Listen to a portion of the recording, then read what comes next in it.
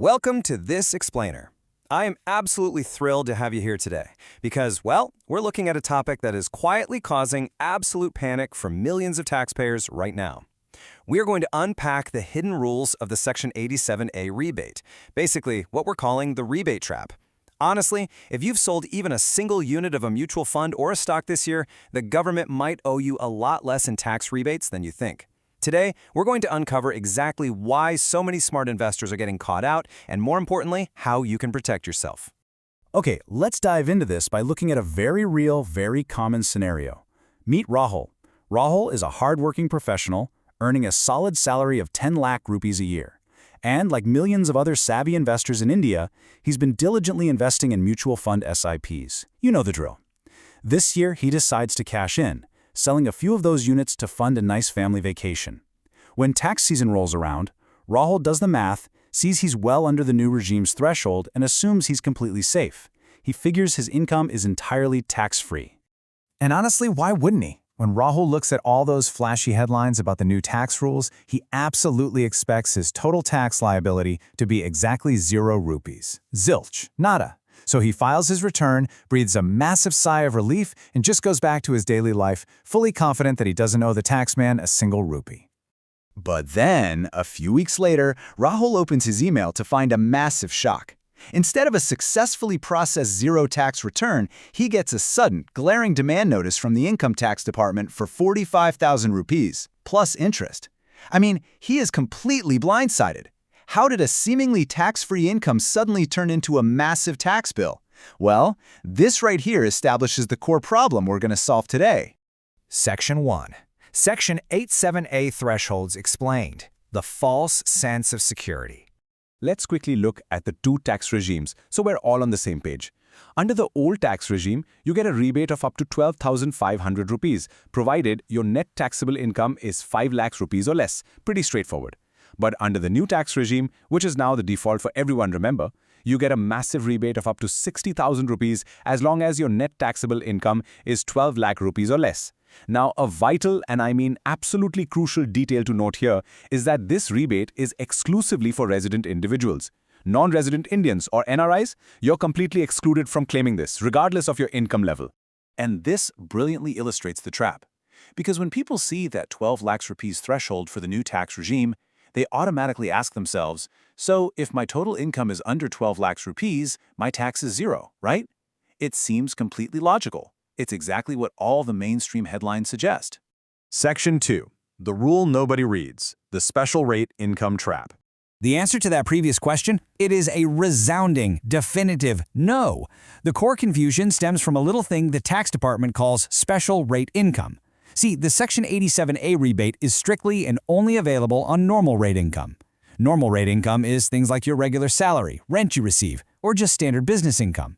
Special rate income, on the other hand, includes specific types of earnings, like capital gains from the stock market or cryptocurrency profits that are explicitly excluded from the 87A rebate. They literally do not count for the discount. Let's rapidly fire through these dangerous categories of income that are entirely ineligible for this rebate. If you have short-term capital gains, or STCG, like selling equity mutual funds within 12 months, that's taxed at a flat 15%. No rebate. Long-term capital gains, or LTCG, taxed at 10% or 12.5%. No rebate. Profits from crypto or virtual digital assets, that's a flat 30%. 0 rebate. And lottery or gambling winnings, also 30%, and absolutely no rebate. Now, what's really interesting about this slide is how it breaks down a very common practical example. Take a taxpayer who earns a total of rupees 12 lakh. They are exactly at the threshold, right? But let's look at the composition. The first chunk is a salary of 8 lakh. That's our normal rate income. The second chunk is 4 lakh rupees in short-term capital gains from selling mutual funds. That's special rate income. The taxpayer naturally assumes, hey, my total is 12 lakh, I should get the full rebate. But here is the brutal math of reality. The tax department splits this up. The 87A rebate will happily cover the tax liability generated by that 8 lakh rupees salary portion. That part is fine. But that 4 lakh rupees in STCG, it is taxed at a flat 15% and it gets absolutely 0 rebate buffer, which means our taxpayer suddenly has a hefty, very real tax bill payable on that 4 lakh rupees, even though their total income never actually crossed the 12 lakh rupees threshold. This brings us to a massive, massive pain point we are seeing everywhere right now. Taxpayers are practically screaming, "I filed my ITR. My CA's third-party software showed zero tax, but the official IT portal is sending me a demand notice. Why?" Well, here's the scoop. During the AY 2024-25 season, there was actually a glitch on the official IT portal that wrongly allowed the 87A rebate on special rate incomes. The CBDT eventually fixed this glitch. But many third-party tax software still had bugs and wrongly computed a zero tax bill. People trusted the software blindly, filed their returns, and then the corrected official portal sent out thousands of demand notices for the shortfall. Talk about a nasty surprise. Section 3. The Clean Eligibility Framework. Who actually qualifies?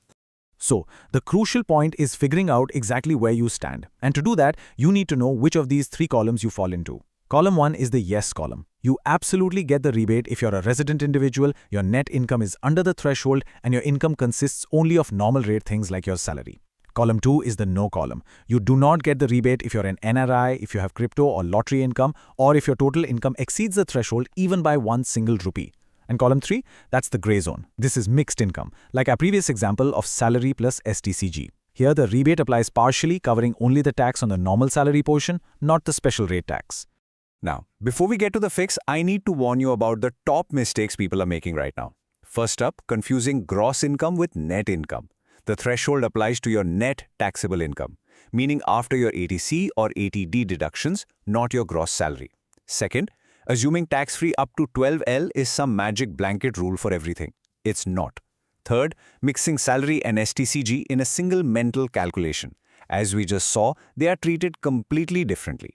And finally, NRIs mistakenly claiming 87A, which is essentially an immediate red flag for a demand notice. Section 4. 3 steps to verify ITR. Check before you submit. Let's move to and see how this builds into a foolproof verification strategy you absolutely must use before the July 31st deadline. Step 1. Open your actual ITR computation on the official income tax portal. Do not just rely on what your third-party software says. Step 2. Check Schedule CG in your return. Look specifically for any special rate income, like short-term or long-term capital gains. Step 3. Scroll down to the rebate row. Verify that the rebate amount is being applied only against your normal income tax and that your capital gains are being taxed at their correct flat rates without a rebate buffer. Which brings us to the most important question you need to ask yourself today. Have you actually logged in and checked your portal computation, or are you just blindly trusting the software? Because if you're just trusting the software, you might be the next person getting a $45,000 shock in your inbox. Log in, check your special rate income, and make sure you aren't caught in the Section 87A rebate trap. Honestly, it makes you wonder, what other hidden rules are lurking in your tax return?